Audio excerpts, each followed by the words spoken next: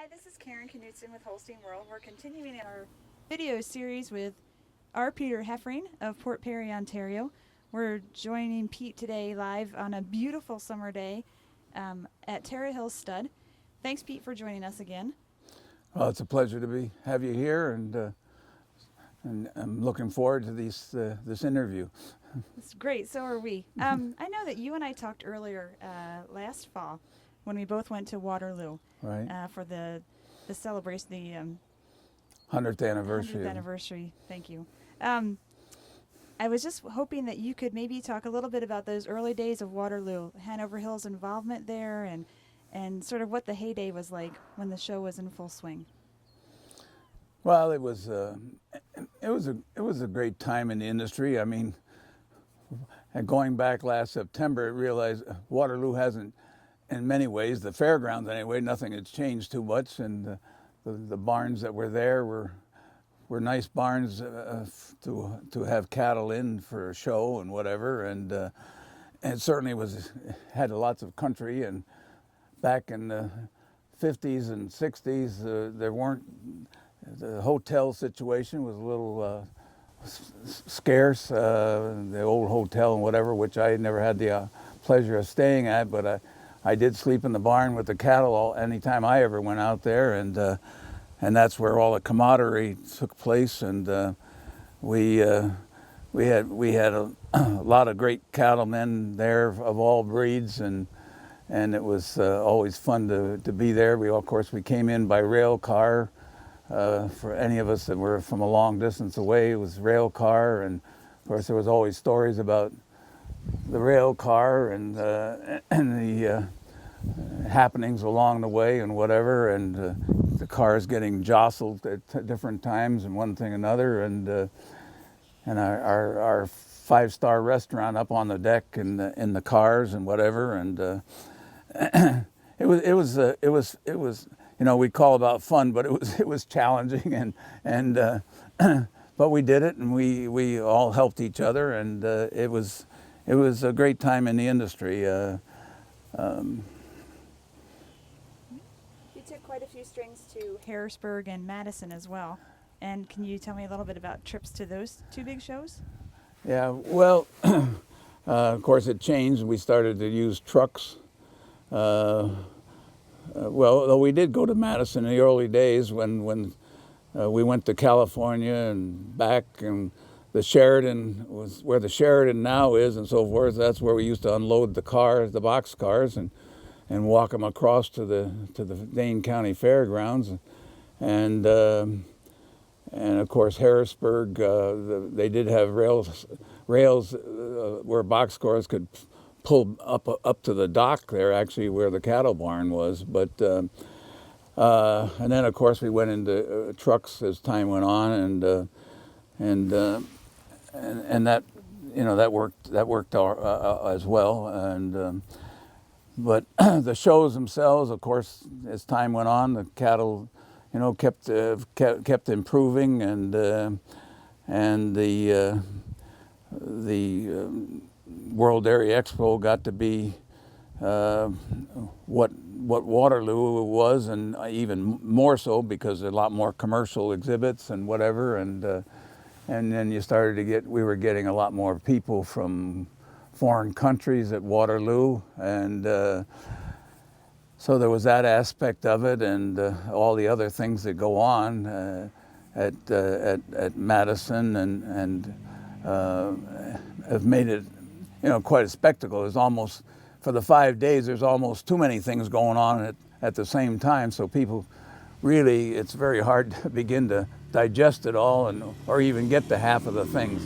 As the international visitors came, of course, it gave them a big chance to see what our breeding was in North America, between the Canadians being there and the U.S. breeders, and it gave them, and then with the breed sales and so forth that take place there at Madison, it's certainly given them a full scope, as well as the dairymen in North America that come in large numbers from Canada and the U.S. I mean, it's quite a spectacle, and it certainly has paid dividends. I mean, lots of cattle get sold. There's lots of potential for future business and so forth. So it's kind of a unique show, to say the least. And the international market played a huge role in the success of Hanover Hill through selling semen from Hanover Hill bulls and live cattle. What things did you do, whether it be tours or advertising, to build that relationship with international customers? Well, there was a lot of things that we did or tried to do.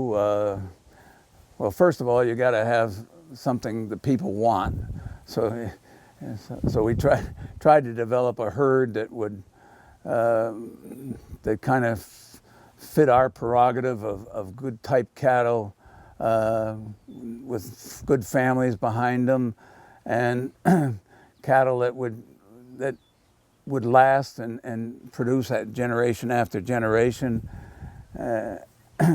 As we spoke in the earlier segment, I wasn't a big fan of predicted index and so forth, so we kind of maybe danced to our own tune to a large degree, but in the end it paid off, and thanks to the Canadian AI industry, I think we had somewhere 175 bulls that maybe went into AI, and and we sold some bulls, of course, to Japan and other countries as well, and then we tried to present our cattle at home on an everyday basis, as to have them attractive.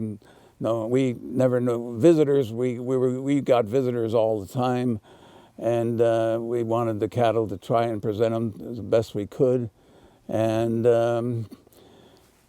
and then we were strong advocates of having so-called mini herd sales, where we might sell 25 or 50 head a year, maybe at sales like Shore Holsteins at Royal Time, or maybe the Sale of Stars or Brewbakers, where we had a group of 25 of our own cattle with prefix, all bred by us, and sold them on that day and kind of featured them, and we quite liked that versus selling one or two here and one or two there. It seemed to give us more substance of our breeding program when people could see a number of cattle that they could buy from us. And our marketing, our advertising, of course, everything keeps changing. We didn't have websites back then, and we didn't have CDs to work with and so forth and so on that we do now in our horse operation here. But we had for years and years, we had the back cover of the Holstein World, and we tried to come up with some hopefully unique ideas with advertising at times, and it's almost old hat compared to what the graphics can be today and so forth. But we believed in certain things in our advertising, and that was not to keep it simple, keep it so people so they could read it, they could understand it, and have something to catch their eye so they take a look at it. And I, to this day, I still am quite a strong believer that, and when you get into four color and whatever, I was always very conscious about not having, if the colors weren't right where they bled into one another and you had to strain to read, as I've mentioned to Karen on a couple of times about that as something that you have to be careful of. But I'm a strong believer that you don't need to have people, if they got to struggle to read your ad, you've lost them. It's a good point. What about the value of taking cattle pictures, or in today's day, the value? Well, we took cattle pictures. We always took a lot of cattle pictures, going all the way back to, of course, Harry Strohmeyer and Strohmeyer and Carpenter, actually. And there was many a day I worked at the Syracuse Fair, whatever, out there all day long. Harry was a great fellow to get you to help, and you did it because you kind of thought, well, you earn it, and Harry Strohmeyer and so forth and all. But you could always be sure of one thing about Harry. He was a fellow that, a frugal fellow. He never bought you too many lunches or drinks, but we all loved him, and certainly we learned from him. And of course, the photography's gone on there again a long ways from back in those days. But he was the early master, one of the early masters, that's for sure. You had quite a few experiences along the way to get to where you are now. If you had to give advice to someone watching this who's in college or who's just starting out, what would you tell them about working in different places or trying to get experience? Well, the first 10 years I worked I got out of school. I worked for the Beacon Milling Company. They had a research farm at that time and purebreds. And I mean, that's really where I got another education. I mean, not only in feeding back in those days and whatever, but we were interested in showing, and I was very much interested in showing, which started when I was a kid going up to Vermont in the summers when I was about 14, 15. And showing was something that really gave me a strong drive to want to be in the industry and all the other things that took place. But the showing was the spark plug for me anyway. But working at a place, I think you have to, you got to get some foundation. You got to see what other people see and what they do, and get into progressive operations where they treat the help fairly and they're willing to share their knowledge and so forth. And you may only want to stay for a year or two in one place and then maybe want to move on to another place. But the first, I don't know what the right amount of time is, but for me it was close to 10 years. And then I struck out on my own with little or nothing, but I was willing to take the chance, and I never really, good thing I didn't think about failure, because then I probably never would have done it. But but we took our shot and worked away one step at a time. And once you do go out on your own, it doesn't all happen overnight. And anybody that's young that thinks they want to be whether it's myself or somebody like myself or so many other good cowmen, the Allen Hetts are all the great cowmen that have been out there over the years.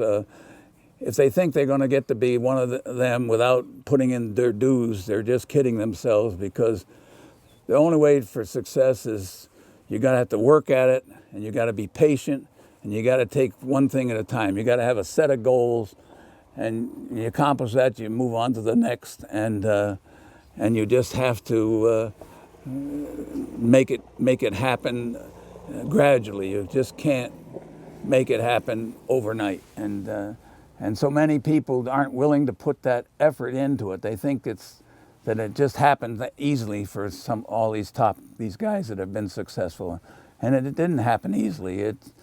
At least I haven't heard of too many that it ever happened easily for. So, and that's really the key. And learning is all that you can learn. The more you know about, and you'll form your own ideas, and then set goals and stick to your goals. Don't necessarily be a follower, be a leader. That's a great point. Just two more quick questions. I know there's a lot to pick from, but do you have a most influential cow and most influential bull that you worked with over the years? Well, there was, bull-wise, there were different bulls that did different things. Hanover Hill Starbuck, of course, he did great things here and around the world, and he set pattern. He made some, like Quebec. I mean, he was the greatest thing that ever hit Quebec. I mean, Quebec, the Quebec breeders back in the early days, if they had 2, 3, 4 head at the Royal, and they probably shouldn't have been there even, and what they've done down there in Quebec breeding. And Starbuck was the initiative. It generated the enthusiasm, the young people. And when you went down there, when the Starbucks were calves and whatever, and there might be a class of 20 calves, and 15, 16 of them, maybe 18 would be Starbucks. And it was the beginning of some great things down there. And I don't need to tell you breeders today where Quebec is. I mean, the Ontario people, they were the top end of the dog. Right now, they're wagging the Quebec tails, and Western Canada, the same situation. They've come on very strong, and our bulls. I mean, Starbuck was one now. Now, Triple Threat, an earlier bull, but my good friend Doug Maddox, who I revere highly, whatever, many years ago, he and I worked a lot together, and he always said, Pete, I went to Germany and Switzerland, whatever, and I never saw one bull that improved cattle more in one generation than Triple Threat did over there. He said cows that would score 60, 65 and move them up to 80 points in one generation, and some more than that. And he did a lot of great things in this country. And for the red breed, I mean, he was one of the instigators of the beginning of a big movement in the red factor. I mean, he sired cattle with good udders and whatever, and they transmitted, and so he had a very big place in the breeding game. And of course, there were many others that did certain things, but and the Starbucks sons, of course, and grandsons have gone on, and they've certainly in North America and around the world, there's been a great influence through them. So Did you narrow it down to one or two cows? Cow-wise, well, I mean, of course, the Charity cow was great.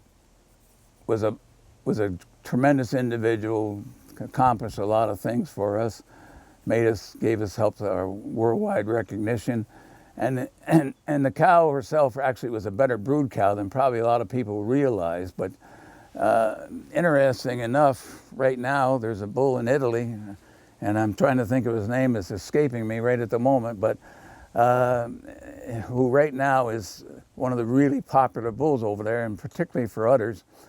And he's out of a Comstar Lee, I believe. The next dam is a Hanover Hill bred Raider daughter. The next is a Hanover Hill Starbuck daughter, and then Charity. And that bull is doing a terrific job over there, and especially on type and udders. And there's been a 2-page spread not too long ago in the International magazine on his daughters, if you're interested in seeing them. But now the Roxy cow, of course, has done as much as one cow, our Elevation Roxy, has done as much as any one cow could ever hope to do. And we did some good things with her. But what she's done since, we've gone out of the business. The family has branched out into more families, and seems like everywhere you look, there's been some good things happening for other breeders, and so she's been has to be one of the certainly one of the more influential cows of the breed in the last 30 years, for sure. Great. Well, that will conclude our second segment with Pete Heffering. Thanks so much for that, and stay tuned for more.